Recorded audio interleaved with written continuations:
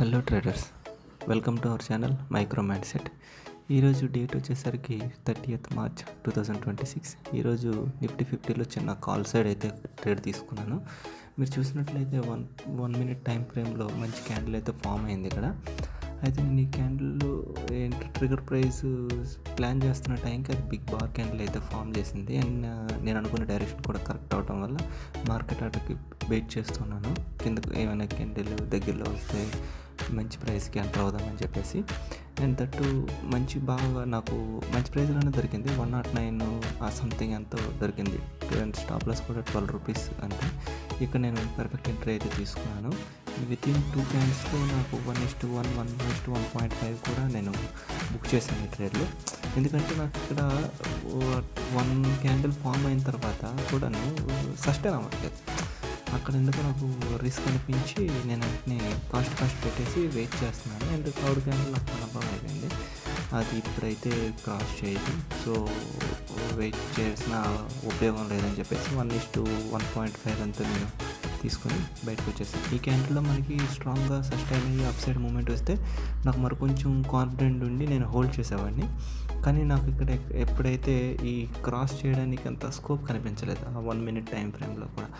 So నేను exit అయిపోయాను 1:1.5 something తీసుకొని ఈ రోజుకి. And first and last trade ఇదే. మరి నేను ఈరోజు అండ్ తట్టు ఈరోజు ఎక్స్పైరీ కూడా మంత్ ఎండింగ్ ఎక్స్పైరింగ్ మంచి వాల్టాలిటీ ఉంటుంది.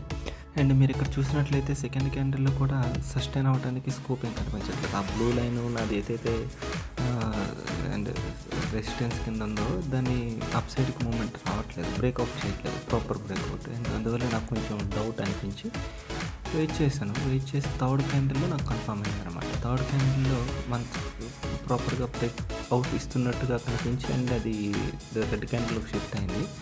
సో నాకు అక్కడ కన్ఫర్మ్ అయిపోయింది ఇది ఇప్పుడు అయితే బ్రేక్అవుట్ అవ్వదు, some weight for some time. So నాకు రిస్క్ అనిపించి 1:1.5 బుక్ చేసి క్లోజ్ చేస్తాను. అండ్ ఈరోజు మనకు వచ్చేసరికి 1700 సంథింగ్ మనకి ప్రాఫిట్ అయితే వచ్చింది.